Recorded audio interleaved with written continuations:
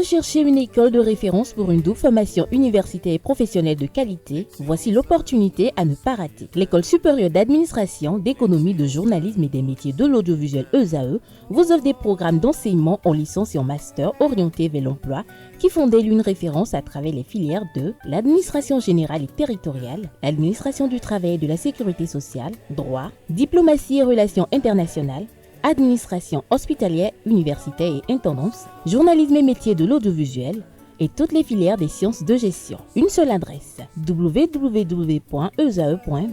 Rendez-vous dès maintenant sur nos campus ESAE Bedjromende au numéro 90 93 65 21 ou au numéro 98 98 14 00. Paracourt sur le numéro 52 46 12 12.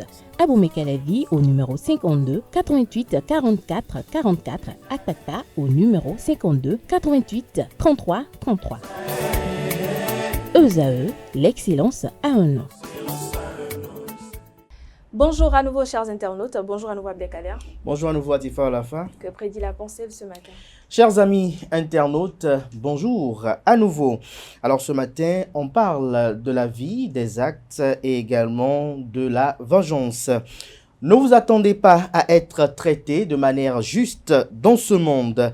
Quelle que soit votre bonté, vous serez choqué par le comportement de certains humains. Tout au long de votre existence, on vous dira et vous infligera des choses imméritées et blessantes. Lorsque l'on vous traite mal, essayez d'y voir une occasion de grandir dans la grâce. Ne cherchez jamais à être à l'image de vos détracteurs ou des personnes malhonnêtes et ingrates. Laissez autant pour moi ces personnes dans le monde diffus et confus et pris de tourmente. La satisfaction qu'on tire de la vengeance ne dure qu'un moment. Celle que nous procure la clémence est éternelle. Veillez à pardonner aux personnes qui vous blessent, puis laissez-les face au tribunal de leur conscience et aux conséquences de leurs actes qui seront générés par la nature. Ne vous préoccupez pas de rétablir la justice, aussi ne soyez pas obsédés par l'opinion publique à votre sujet. Dieu, lui, y veille et vous restaurera en cas de besoin et de nécessité. Merci à vous Abdelkader Cheo pour cette pensée. Un petit commentaire. Le petit commentaire, c'est d'amener les humains, les uns les autres, notamment nos amis internautes, à comprendre que quelle que soit votre bonté, quel que soit votre boussole morale, ce qui gouverne un peu vos actes dans la vie, vous serez choqué, tourmenté par certains agissements de certains humains et aussi l'argumentation à travers laquelle ils trouveront pour justifier leurs actes du moment. Et donc, il revient à tout un chacun de se dire que lorsque nous agissons dans la vie, nous devons agir avec tact et précaution, certes, mais en ayant à l'esprit que l'humain reste humain et qu'il peut arriver que nous soyons choqués par la réaction de certaines personnes ou d'autres personnes, parce que généralement, les gens oublient. C'est comme l'enfant qui grandit un jour et qui cherche le lendemain à raisonner avec son parent sans occulter que sans le concours de ce parent-là, il n'aurait pas connu, j'allais dire, ce sens de raisonnement-là et de discernement. Et donc, il faut amener les uns les autres à ne pas vouloir, coûte que coûte, rester dans une volonté manifeste de vouloir se venger lorsqu'ils sont blessés.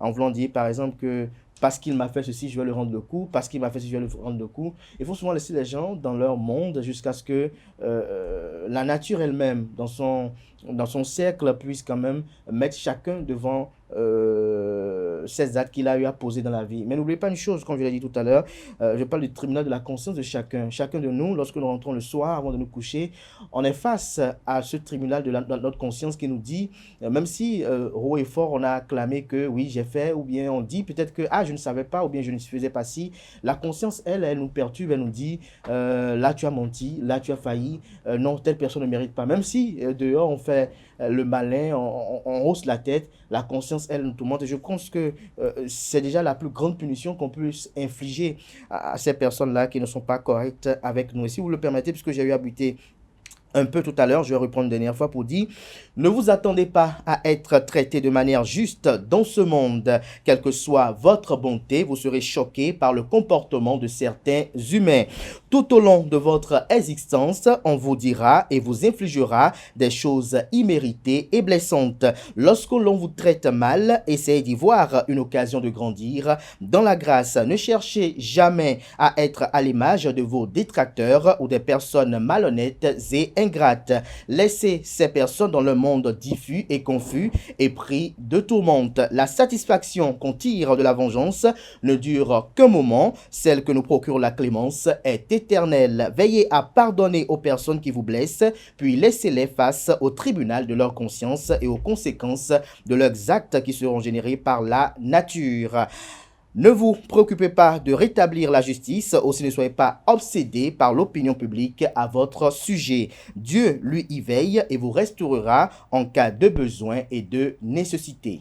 Merci à nouveau Abdelkader Achiro pour cette pensée qui se veut toujours instructive. À présent, je vais convier en plateau Anaël Dohou et Quentin Amoussou pour le bulletin matinal d'information. Anaël qui présente également la page des sports et Quentin Amoussou pour la définition du jour.